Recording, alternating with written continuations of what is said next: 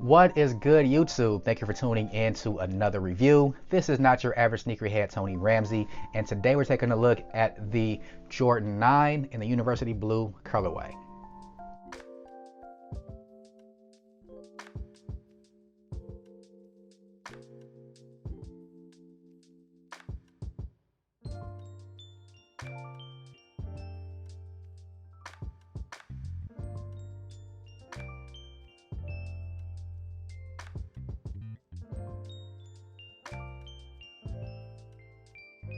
Now, before we jump into the review, if this is your first time here, please consider subscribing to the channel. Also, leave this video a thumbs up, as that does help YouTube channels grow. We'll be doing a giveaway once the channel hits 1,000 subscribers. We are extremely close to that mark, so every subscription does help us get there. And now would be a good time to join the Not Your Average Sneakerhead family. We do appreciate all the views and you guys' support, and look forward to bringing you guys more content and more giveaways going forward. Now, with that out of the way, let's go ahead and talk about this sneaker. So the University Blue Jordan 9 released on Saturday, December 5th, and these actually flew a little bit under the radar. I know that some other YouTubers are talking about this sneaker being one of the most limited Jordan sneakers of December. This might be one of the most limited general release Jordans of 2020, and they weren't very easy to get, but for some reason, a lot of people chose to pass on this sneaker. And let's talk more about those details here in a second. So I was able to grab my pair via the Flex app. I was able to reserve these at a store locally, and honestly, I'm really glad I actually wouldn't pick these up because they're not a bad sneaker at all. But let's look at some more of the details. First things first, take a look at the box. So these come in your standard Jordan box. You do have the black Jordan top right there with the Air Jordan and the red Jumpman in the middle. Then you do have some Nike Air branding on this side and also the other side of the box. Then you do have your official colorway. Official colorway is white, University Blue, and black. Got these in size 8.5, and they did have a retail price of $190. You guys can see that label there on the box. Standard flip top box. There is a little bit of a stamp there at the top of the box. And they do have black paper. And that's pretty much it for the packaging. Now let's get a look at the sneakers. So, as I mentioned, these dropped the same day as the Yeezy 350 V2 Bred. So I think this is probably why these were a little bit underrated or fell under the radar. And Jordan 9s typically aren't one of the more hyped Jordan silhouettes for whatever reason. It could be because this model originally released when Jordan was playing baseball and he never actually wore these in the NBA during a season. But they're still not a bad sneaker overall. And this one would also fall into that category. It's not a whole lot going on with the sneaker. It's pretty plain, but let's look at some of the details. So the upper of the sneaker is comprised of white leather. That leather is not very soft. It's pretty stiff and doesn't really have any texture to it. So it almost feels synthetic, but I think that it is a real leather cut. And you do have some ventilation holes there on the lateral side and the medial side, these little patches right here. You do have a full mesh tongue.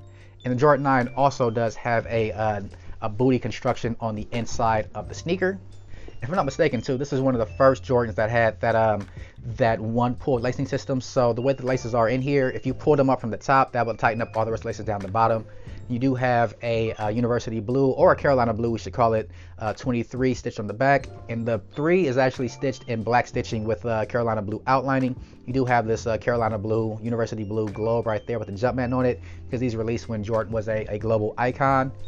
Then on the tongue, you have a University Blue hit for the Air Jordan label right there. And the other University Blue detail on the sneaker, you do have a University Blue Jumpman there at the lateral heel of each sneaker. And on the bottom, you do have a University Blue Jumpman as well, with some more global branding and everything right there at the forefoot of this outsole. Now, these do have a little bit of like a claw design too that climbs up on the midsole. That is done in a pretty thick foam.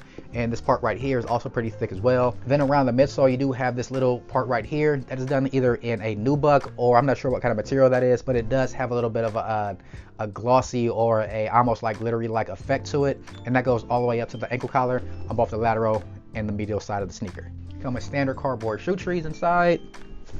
I don't think the insole of these does come out. And this insole is actually branded for the Air Jordan 9, which is different from how Jordan Brand usually does this. It's a pretty cheap insole. So you see on the bottom of it, you do have your Air Jordan 9 branding. Then on the other side, you do have a University Blue Jumpman at the very heel of the insole. So that's it for most of the major details. Let's talk about sizing for the Air Jordan 9. So This is right now the only Jordan 9 I have in my collection. I did have the retro of the OG pair that released back in 2016, and I got those in the 8.5. These as well, and these fit me just fine in the 8.5. Now Jordan 9s do kind of look like a boot on foot, so that's something to keep in mind.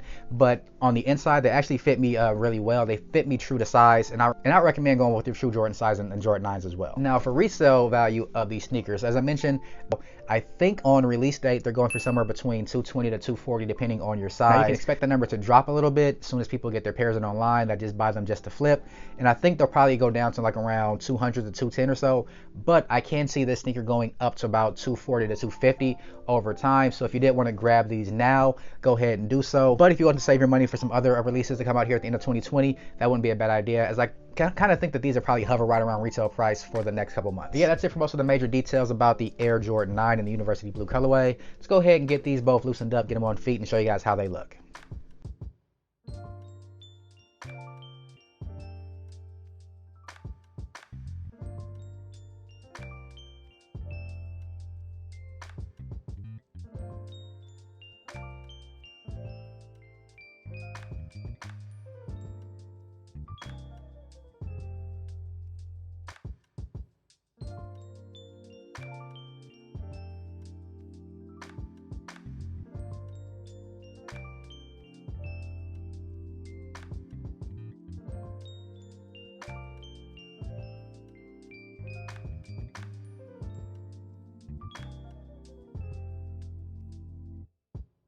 That's going to do it for most of the major details about the Air Jordan 9 in the University Blue colorway. Let me know what you guys think about this sneaker. Did you pass on this one? Do you even like Jordan 9s? As I mentioned, Jordan 9s are probably one of the least popular Jordan silhouettes of the early 1 through 14 models. I would say this is probably in my bottom 5 of the early 1 through 14 models. Maybe I'll do a video later on ranking each one, but as I mentioned, this is the only Jordan 9 I have in my collection right now, so I am very tempted to keep this one around just so I can have a Jordan 9 in my collection until I find a better Jordan 9. But overall, not a bad sneaker, really plain, not the best sneaker, not the worst sneaker, just a nice colorway overall. So let me know what you guys think about the Jordan 9. If you guys passed on it, do you guys plan to go back and pick these up, or you're just not rocking Jordan 9s at all? Leave that comment down in the comment section down below. That's gonna do it. This is not your average sneakerhead, Tony Ramsey. Again, please make sure to like, comment, and subscribe. I'll catch you guys on my next review. Peace.